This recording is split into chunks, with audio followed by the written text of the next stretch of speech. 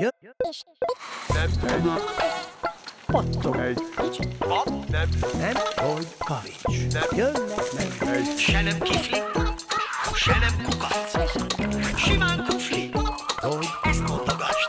kufli. Pattognak, mint egy labda. Ugrálnak, mint egy bolha. Színesek és csíkosak, mint egy szivárványos nyalóka. Van köztük nagy, kicsi, vékony Dagi, és olyan, aki néha csoklik. Heten laknak egy kupacban, ők a kuflik. Az igazi fák sosem horkolnak. Az elhagyatott réten szerdánként van a bujócskázás világnapja. Persze csak azokon a szerdákon, amikor mindenkinek van kedve hozzá. Na, ez pont egy ilyen szerda volt. 10-ig számolok, aztán megkereslek benneteket, mondta a többieknek Valér, mert éppen ő volt a hunyó. Zödön, Titus, Pofánka, Hilda, Fityirc, meg Béla bá gyorsan elindult hátbúvóhelyet keresni. 1! Zödön gyorsan eltűnt egy foltos lepénybokor rejtekében. Titus a sárga mézköpőfűben keresett menedéket. 2! Pofánka bemászott egy nagy rétizselé cserje mögé, Hilda megpróbált olyan lenni, mint egy vadpadlizsán. 3! Fityirc pedig a csőlakó kavics kukacok között igyekezett észrevétlenné válni. 4! Már csak szegény Béla bá állt tanácstalanul az elhagyatott réten. Hová bújjak, tépelődött magában. 5!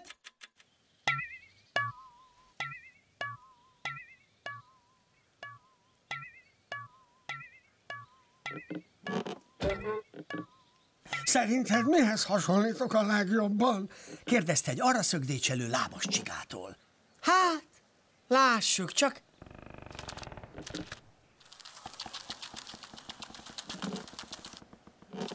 Leginkább talán egy öreg kiszáradt fára emlékeztetsz. Valami kedvesebb is eszedbe juthatott volna, sóhajtott Béla bá. De azért köszönöm a segítséget. 6! A csiga elhúzott egy dúsan termő mezei csipeszbokor felé, Béla bá pedig gondolkodni kezdett, mit csináljon, hogy tényleg úgy nézzen ki, mint egy öreg fa. 3 ötlete támadt. Rövid töprengés után a másodikat választotta közülük. Keresett is gyorsan egy megfelelő ligetet. Ha ügyes leszek, így biztos nem talál meg Valér, gondolta. Aztán megpróbált úgy csinálni, mintha egy volna az árnyas kis liget fái közül. 7! 8! Nem bírom a szerdákat.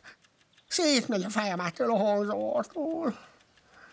9 és 10, fejezte be Valér gyorsan a számolást, mert nem szívesen vitatkozott varázsgombákkal. Aki bújt, aki nem, megyek! Borzasztó. Először Pofánkát találta meg, aztán Zödön,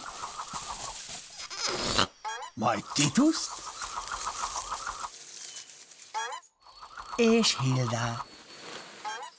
Legutoljára pedig Fityircet. Csak Béla bá nem volt sehol. Elég fárasztó dolog fának lenni, gondolta közben Béla bá a ligetben, mert már is kezdtek elzsibbadni a karjai.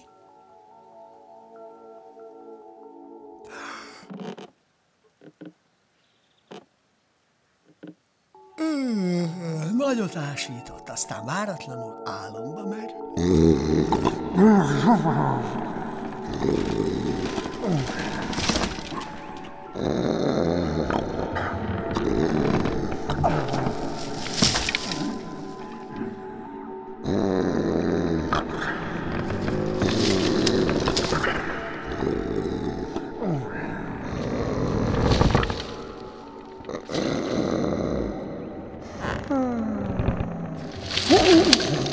Álmában igazi fa volt. Mindenfelé friss levelek zöldeltek rajta.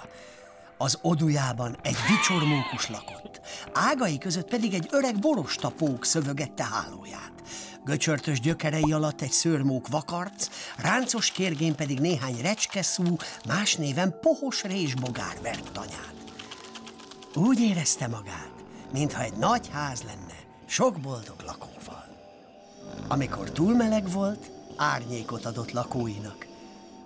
Ha meg éppen esett az eső, lombja alatt keresett menedéket az elhagyatott rét sok-sok lakója. Egy napon aztán egy kéktollú nyihánc költözött a lombjában megbúvó fészekbe. Megvagy! Milyen kár, mondta álmos hangon Bélabá. Már éppen kezdtem elhinni, hogy igazi fa vagyok. Igen ám, csak hogy az igazi fák sosem horkolnak. Tőled meg visszhangzott az egész elhagyatott rét. Hazafelé menet Bélabá elmesélte a többieknek a vicsormókust, a barostapókot, a szőrmókvakarcot, a recskeszúkat, meg a kéktollú nyiháncot is. Lehet, hogy álmunkban sokkal érdekesebb volna bujócskázni, mondta Valér. De jó, akkor én igazi vadpadlizsán lehetnék, ábrándozott Hilda. Szerintem rögtön ki is próbálhatnánk, ásított Zödön. Elég fáradtak voltak, így ezzel az ötlettel mindenki egyetértett. Le is heveredtek mind a finom napsütötte fűbe. Ki lesz a hunyó? kérdezte Pofánka. Aki legelőször elalszik, mondta Titus, azzal lehúnyta a szemét. A többiek sietve követték a példáját. Talán mondanom sem kell, kisvártatva az összes kufli édes deden aludt. Aztán már csak a nap bujócskázott odafent a felhők között. Eltűnt, felbukkant, eltűnt, felbukkant, újra és újra, míg a bujócskázás világnapja egyszer csak véget nem ért. Vajon, ha egy fa álmodja azt, hogy ő egy kufli, akkor sem horkol?